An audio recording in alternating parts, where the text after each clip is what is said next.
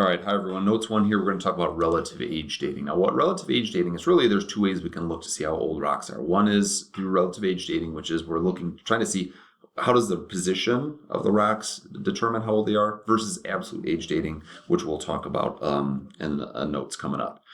So the Grand Canyon is a good example of this, and you can see the layers here are kind of layered out in flat levels, and we call those strata because they're deposited that way, and that's going to help us determine ultimately how old these rocks are. Now, these 6 principles we're going to be talking about were kind of developed by these famous geologists, but we'll kind of work our way through these 6 principles. All right, now here's the first one. If you look at this picture here, and you've got these 4 different layers, which one of these would be the oldest? Okay, correct answer here is Q, right? Because it's on the bottom, right? And that should make sense, right? It was deposited first, and then newer stuff was deposited on top. This is our first principle, and it's the principle of superposition. And it's a basic concept, right? If something's on the bottom, it's older than something that's on top of it. So that's your first principle. Make sure you have that one written down.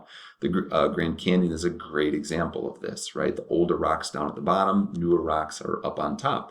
Now, Illinois, we can use this principle to kind of learn a lot about Illinois and Illinois' past. So this is about 500 million years ago, and North America kind of started to pull apart, and you can see this image, what started to form. And you can see in the picture here, right, a shallow sea, so kind of like the Caribbean, right? It was just this shallow ocean as the water kind of flowed into this low area. Now that's going to help us, again, determine some things about Illinois. Now, if you look at the rock record here at the bottom, during the Ordovician period, what was the first type of rock you see there? And you see is dolomite, right, or limestone. And that's going to help us. Now, remember, that's at like little skeletons of those little tiny critters that fall down. So limestone is definitely associated with shallow seas or a marine environment. Okay, now look at the bottom down here. Which of the sedimentary rocks will form in shallower waters? You got limestone and shale. And you can see here from this picture, right? So limestone forms from deep waters. Shale and sandstones tend to be closer to shore in shallow waters. Okay, so that's an important concept because that'll help us. Look at this next one. The top portion of the Mississippian period are more sandstones and shales, versus down at the bottom here were more limestones. What does that imply about the history of Illinois?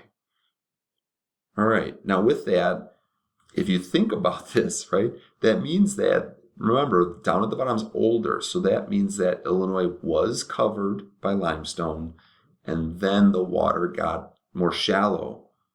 Okay, so then we were covered by shale. So we can, by the rock type, it'll help us determine, kind of the history. Now, if you look at over on the left here, look at Illinois. This is what we see. We see the succession of like shallow, deep, shallow, deep, shallow, deep between limestone and shales. What do you think would cause Illinois to have these altering rock layers? So think about that for a second. Well, the answer is you should say that, right? It was alternating, it was changing, right? We had some deep water over us, and then it was shallow, and then it was deep, and then it was shallow. So the water level was changing multiple times over Illinois' history. Now, here's another picture of Illinois. So this is from, 300 million years ago or so during the Pennsylvanian period. And this is when we got kind of all of our coal. What does that environment look like to you?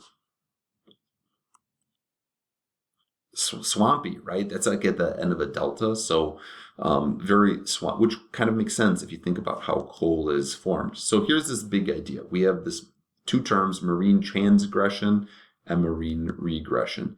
A marine transgression is when the water is getting deeper. So if you look at these images here, right, limestone's being formed there, the sandstone and the shale is here, but as the water is transgressing or advancing, right, what you end up happening, if you look at this cross section, you'll end up with limestone on top and sandstone below, and that should make sense, right?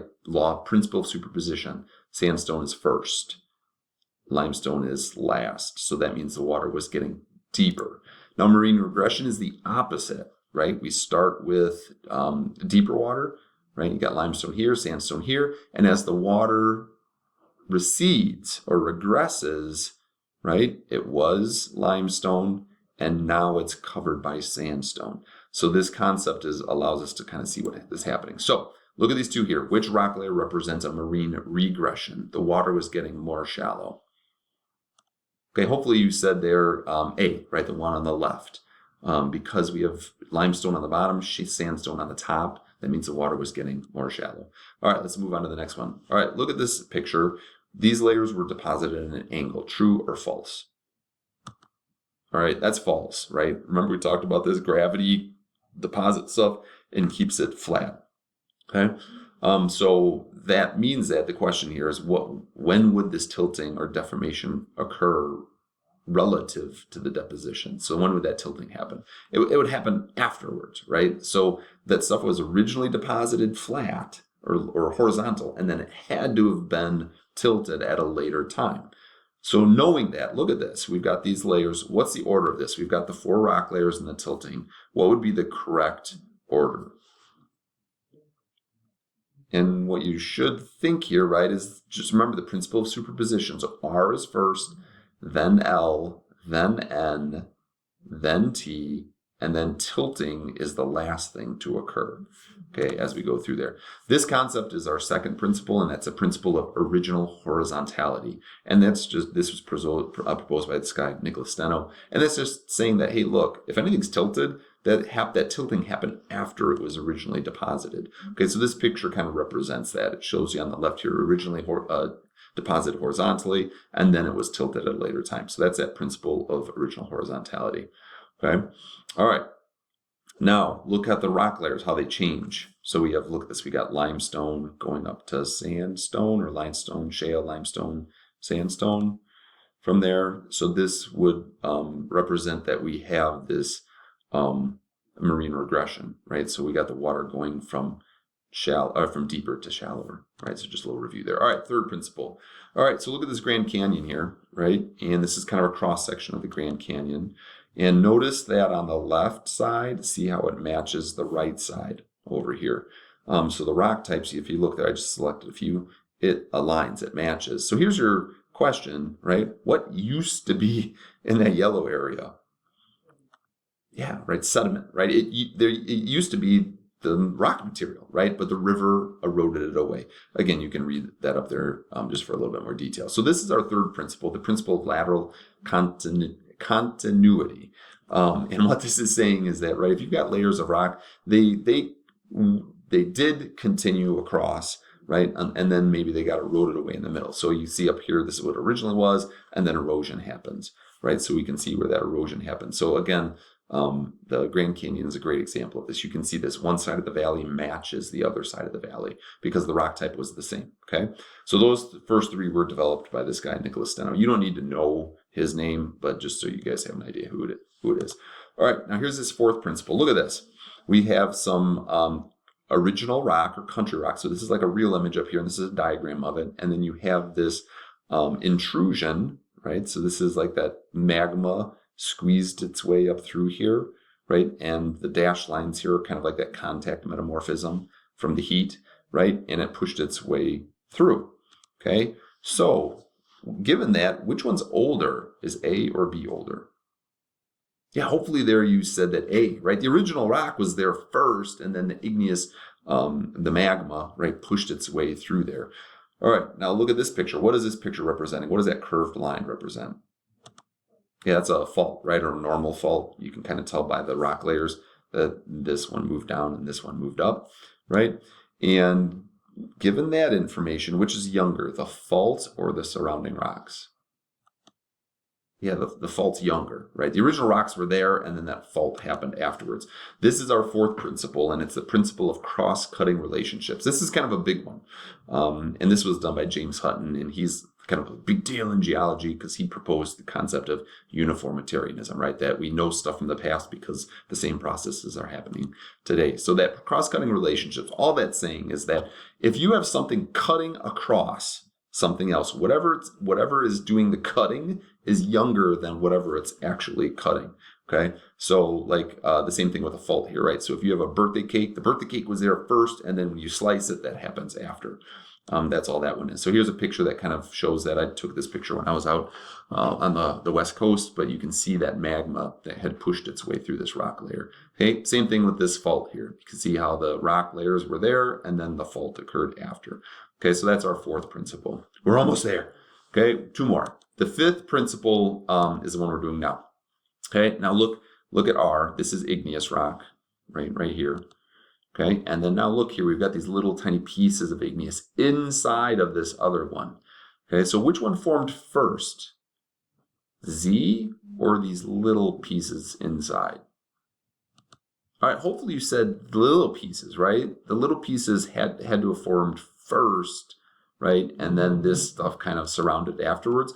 This is the fifth principle. It's called the principle of inclusions by Mr. Lyell here. Attractive fellow. So all this is saying is that if you have pieces that are surrounded by other material, the pieces are older than the material that's surrounding them. And this can happen 2 ways. Like think of this. You had these like pieces of granite and then some sandstone or sand got put on top of them and got buried them. Or in this case, look at this. Maybe you had some sandstone and some magma came up and these pieces of sandstone broke off into the magma.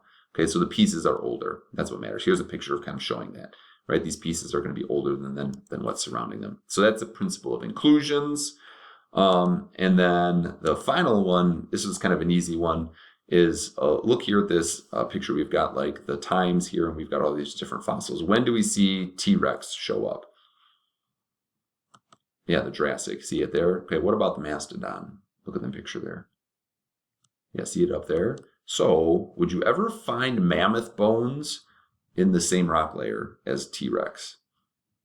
Hopefully no, right? You would say no, right? Mammoths and T-Rexes, totally different time periods, find them in totally different rock layers, right?